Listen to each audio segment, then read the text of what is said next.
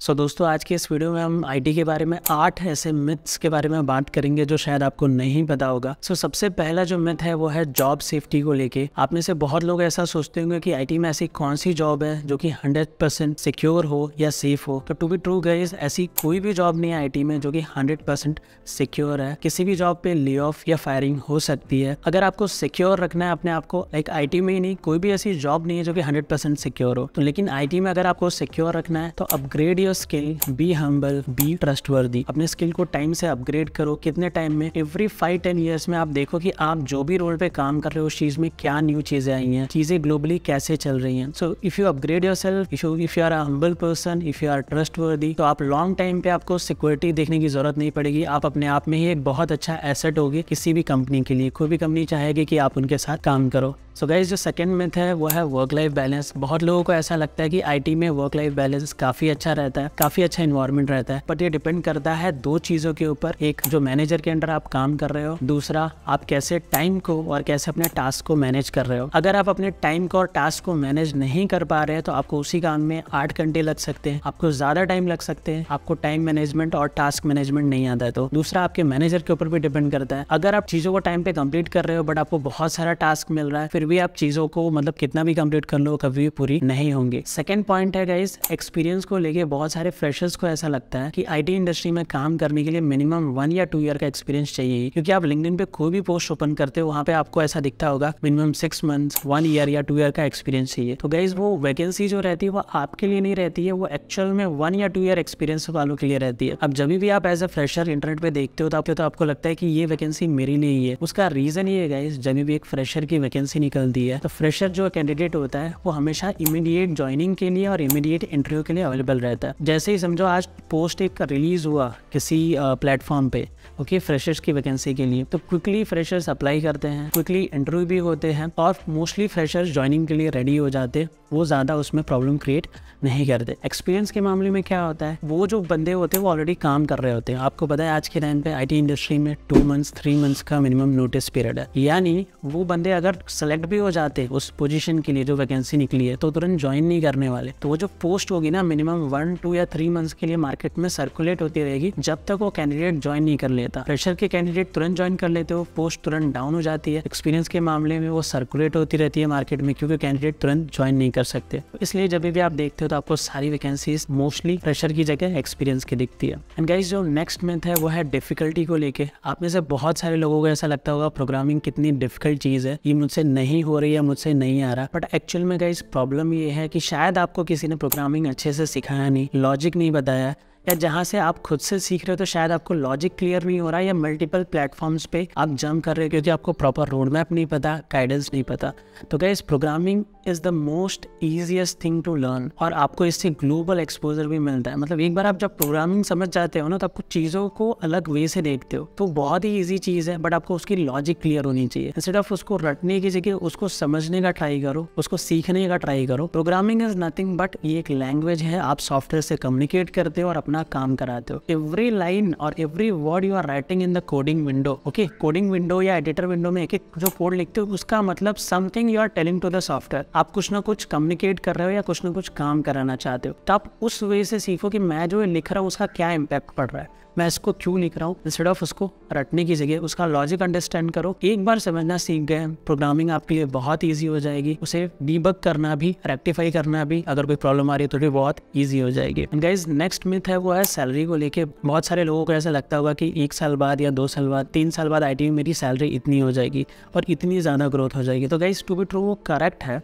इतनी ग्रोथ हो जाएगी, बट एक्चुअल में आईटी में सैलरी के लिए कोई भी बार नहीं है। ऐसा जरूरी नहीं कि आपको इतना ही ग्रोथ मिलेगा, 30% ही मिलेगा या 50% या 100% ही मिलेगा। अगर आप राइट कैंडिडेट हो, आप में टैलेंट है, आप टाइम टू टाइम अपने आप को अपस्किल कर रहे हो, आपके लिए कोई बार नहीं है। You can get up to salary as much you can. जैसे जैसे आप स्किल एक्वायर करते हो तो उतनी सैलरी का आप हाइक भी ले सकते हो, उतनी जल्दी आपको पोजीशंस भी मिल जाएंगी। तो लेट सपोज कोई बंदा ऐसा हो सकता है आईटी में जो कि 20 साल में मैनेजर बना, और कोई बंदा ऐसा भी हो सकता है आईटी में जो 5 या 6 साल में मैनेजर बना। नो डाउट दोनों में थोड़ा सा तो डिफरेंस होगा, बट एक चीज तो मान के चलो, जिस बंदे ने अपने आप को ग्रो किया होगा, टाइम के साथ अच्छे से ग्रो किया होगा, टेक्निकल में भी और जितनी भी स्किल होती है उन सब में, तो उसको डिजर्विंग पोजीशन, उसको डिजर्विंग सैलरी मिलती है। So there is no bar for salary in IT। और गाइस जो नेक्स्ट मिथ है वो है हार्ड वर्किंग को लेके। तो बहुत लोगों को ऐसा लगता होगा कि हार्ड वर्क करने से इनिशियली हमें अच्छा प्रमोशन मिलेगा, अच्छी सैलरी मिलेगी और अच्छा ग्रोथ मिलेगा IT में। नो डाउट गाइस, इनिशियली आपके लिए हार्ड वर्क करना बहुत ज़रूरी होता है, बिकॉज आप चीज़ों को सीखते हो पहली बार, तो आपको टाइम देना ही पड़ता है। बट गाइस लॉन्ग टाइम में हार्ड वर्क करके आप ग्रो नहीं कर सकते,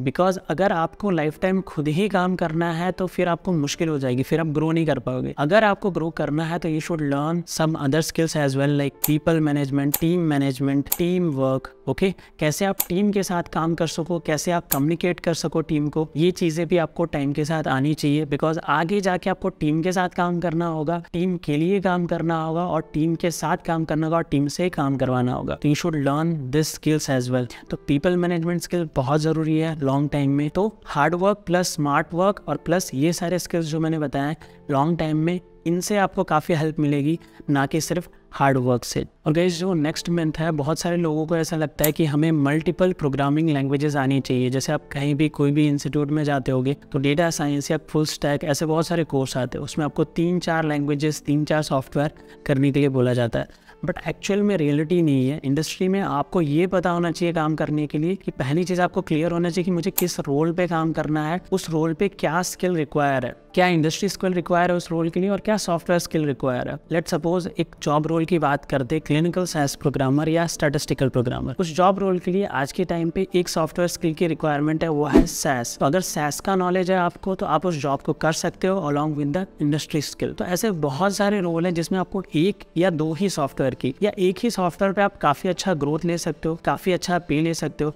बट आपको क्लियरिटी होनी चाहिए किस जॉब रोल को मुझे करना है, उस जॉब रोल के लिए क्या क्या चीज़ें रिक्वायर्ड है, क्या क्या स्किल रिक्वायर्ड है। गाइस जो नेक्स्ट मिथ है वो है सेल्फ लर्निंग को लेके। आज के टाइम पे सिर्फ 5 या 10% लोग ही चीज़ों को सेल्फ लर्निंग से कर पाते हैं, रिमेनिंग लोग नहीं कर पाते due to lack of guidance, due to lack of knowledge. तो इससे बेटर है कि अगर आपके पास कैपिटल है, अगर आप मैनेज कर सकते हो, तो आप कहीं से प्रॉपर एक ट्रेनिंग ले लो उस रोल के लिए, प्रॉपर एक गाइडेंस ले लो, इंस्टेड ऑफ खुद उसमें बहुत ज़्यादा टाइम वेस्ट करने की जगह।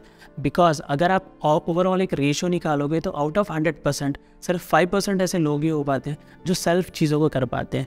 बिकॉज इंटरनेट पे सारी चीज़ें क्या है, कट डाउन हो गए पड़ी है, आधे आधे पार्ट में अवेलेबल है। There is no full road map. Okay, पूरा एक रोड मैप कहीं पे अवेलेबल नहीं है। अगर पूरा रोड मैप अवेलेबल भी है तो आपको प्रॉपर गाइडेंस नहीं मिल पाती। ठीक है, तो इट्स टोटली अपॉन यू। अगर आप खुद से कर रहे हो तो भी बेटर है, but it is a myth that आप खुद से चीज़ों को पूरी तरह से कर सकते हो। ओके, वो पॉसिबल नहीं हो पाता आज के टाइम पे। सो गाइस लास्ट में मैं आपको एक बोनस टिप देना चाहूँगा। बहुत लोगों को ऐसा लगता है कि 2 या 3 मंथ्स में आप कोई भी IT जॉब ले सकते हो। बहुत सारे ट्रेनिंग इंस्टीट्यूट भी आपको ऐसे प्रॉमिस करते होंगे 2 मंथ्स में या 3 मंथ्स में आपको यहाँ प्लेसमेंट मिल जाएगा, ये चीज़ें हो जाएंगी। बट गाइज ये जो प्लेसमेंट होता है ना, ये इंस्टीट्यूट के ऊपर या किसी और के ऊपर डिपेंड नहीं करता। टू बी ट्रू, ये टोटली आपके ऊपर डिपेंड करता है। आप कैसे चीज़ों को सीख रहे हो, आप कैसे अप्लाई कर रहे हो, आप कैसे कम्युनिकेट कर रहे हो और आप कैसे फीडबैक ले रहे हो। नो डाउट इन सभी स्टेप्स पे आपको अपने इंस्टीट्यूट से गाइडेंस मिलता होता है, उसे प्रॉपर लर्निंग मिलनी चाहिए, प्रॉपर रोड मैप मिलना चाहिए और प्रॉपर सपोर्ट मिलना चाहिए। बट टू बी ट्रू, इन स्टेप्स पे काम आपको करना होगा और आपको गाइडेंस एंड रोड मैप और लर्निंग सारी इंस्टीट्यूट से मिलेगी। बट जिस तरह से आप काम करोगे, जितने अच्छे से आप सीखोगे, जितने अच्छे से आप अप्लाई करोगे, जितने अच्छे से आप कम्युनिकेट करोगे, जितने अच्छे से आप फीडबैक लोगे, उतनी ही जल्दी चांसेस आपका सिलेक्शन होगा।